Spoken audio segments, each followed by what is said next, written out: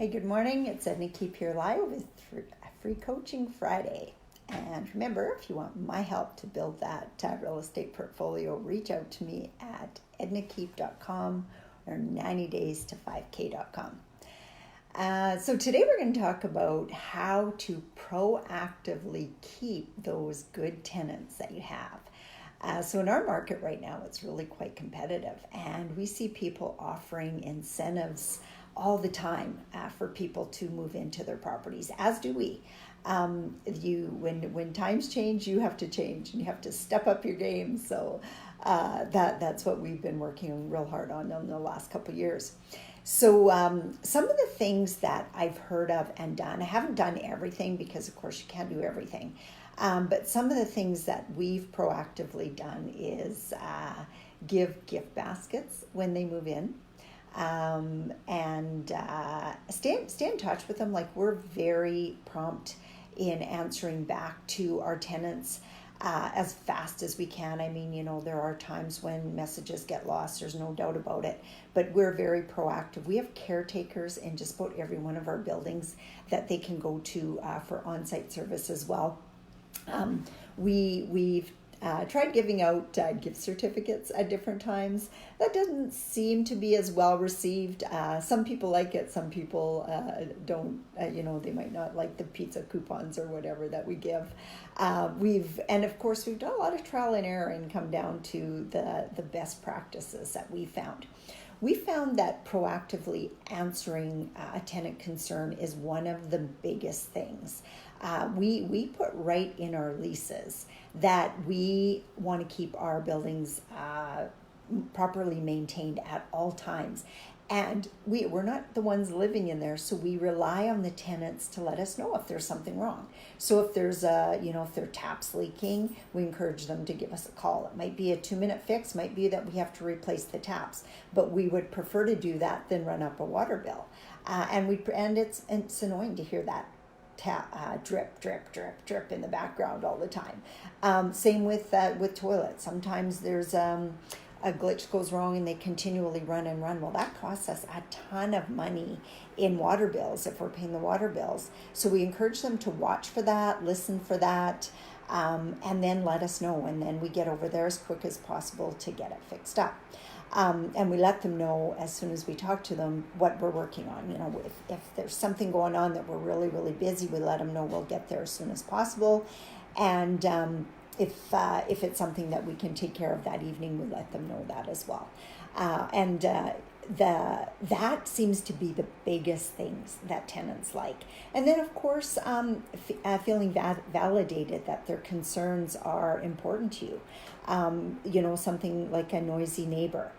We get over there and we talk to them, or give them a call and say, what's up? What's the noise going on? Tone it down, different stuff like that. So proactively answering to your tenants has got to be number one. One of the things that we recently incorporated is sending out a newsletter to our tenants, letting them know what's going on in their area. When you get, I don't know if you guys all notice this, but we have some buildings in small towns, and quite often when we get a bill from the city, whether it's a water bill or something, they'll have a list of events going on in their town or their small city that weekend or that month. And we post that into a newsletter and send that out to the tenants. And that seems to be very well received. A lot of tenants are new to the area. They don't know all the stuff that we have going on. And even though we're not a major tourist attraction, there is a lot of stuff going on in areas. And if you're not the type of person to actively seek that, you might not know unless a newsletter like that goes out. We've tried setting up different ways for people to pay. We've tried the automatic debit from their account. We recently went through changes moving over to another bank that when we do an e-transfer, the name actually shows up. That was getting to be a nightmare for us, is tracking the names of tenants, and tenants don't like it when you email them and say, I didn't get your rent, and you did get your rent. Believe me, that's an experience too. So that's something else to notice. And then of course we just apologize. We've had a couple deposits that went into our account that has no name on it, and we're just trying to figure out who that belongs to. So the other thing is asking and not accusing. Just feel free to, when you email them, and just say, I not saying I didn't get your rent, but I'm not seeing it. And you're somebody who's paid always on the first. Is something up, or did I actually just miss the deposit? Those are highly respectful ways to deal with your tenants.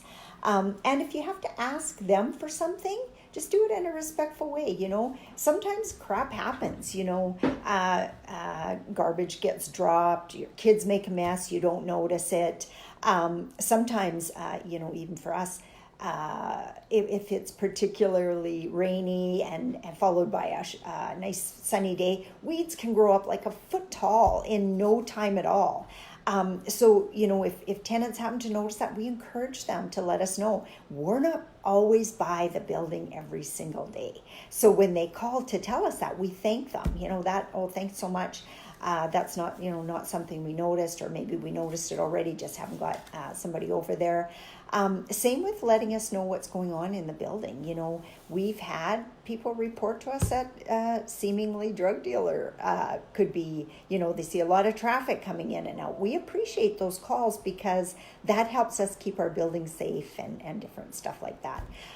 We also appreciate the calls where one tenant will say, somebody's putting rocks in the door at the back so that their kids can get in from school, blah, blah, blah. And so we appreciate those calls, because then we can reach out to the tenants and explain why, please don't do that, because that allows people to get into the building, maybe shouldn't get in the building. You're compromising your own safety along with everybody else's safety. We've even sent out bulletins to our tenants to tell them what to watch for when it comes to cockroaches and bed bugs, because that's another proactive way to keep your tenants happy. Like, not everybody knows what a cockroach or a bed bug looks like, so we let them know what to watch for. And then again, if you can nip that in the bud, your tenants are a lot happier than if it gets to be an infestation and it's a real mess. So those are some of our top ways that we've been proactively able to keep good tenants. And so hopefully that helped you. And if you see here if I have any questions. Hey, good morning, TJ. Good morning, Walter. Good morning, Matthew. Nice to see you guys on. Hey, I'm still waiting for some videos, TJ and Walter. Walter, you did such a great first one. I'm waiting, first and second, I think I've seen two. I'm waiting for some more. I'd love to see some more. Anyway, good luck with your tenants. It's very important to be proactively keeping the good tenants and treating them like the gold that they are. Remember, some of them are paying you, $10,000, $12,000 a year or even more, and that adds up to a lot of money. So have a really, really good weekend, everyone, and we'll talk to you all on Monday. Bye for now.